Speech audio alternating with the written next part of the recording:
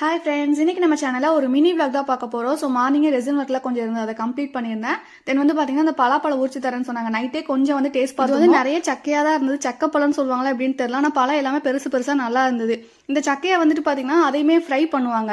ஐ மீன் அந்த சிப்ஸ் மாதிரி செய்வாங்க. நான் தொட்டிப்பாலம் போகும்போது பார்த்துருக்கேன். ஸோ இந்த மாதிரி சிப்ஸ் எல்லாம் சேல் பண்ணிட்டு இருந்தாங்க. வெளியில் இருக்கும்போதே பார்த்தீங்கன்னா காய் வண்டி கரெக்டாக வந்தது. ஸோ அதனால வெங்காயம் தக்காளி மட்டும் வாங்கி வச்சிட்டேன். கடைக்கு போகிற வேலை கொஞ்சம் மிச்சம். அன்னைக்கு பார்த்தீங்கன்னா 50 கிச்சன் ஆர்டர் டெலிவரி வேறு இருந்தது. ஆல்ரெடி வந்து நான் நைட் போட் பண்ணி மார்னிங் கொஞ்சம் அன்மோல் பண்ணி வச்சிருந்தேன். தென் வந்து பார்த்தீங்கன்னா இது ஆஃப்டர்நூன் வந்து அன்மோல் பண்ணுற மாதிரி இருந்தது. ஸோ கொஞ்சம் ஃப்ரேம்ஸ் அதெல்லாமே இருந்ததுனால நான் லஞ்சுக்கு அவ்வளோவா பெருசாக ஒன்றும் பண்ணல. ஜஸ்ட் இந்த பருப்பு சாதம் மட்டும் வச்சு அப்பளம் மட்டும் பொரிச்சிட்டேன். ஸோ அது வரைக்கும் எனக்கு கொஞ்சம் ஃப்ரீயாக இருந்தது. நெக்ஸ்ட் வந்து பார்த்தீங்கன்னா யூஷுவல் நம்ம இந்த ஒர்க்கை ஸ்டார்ட் பண்ணியாச்சு. இதை வந்து பேக் பண்ணணும்.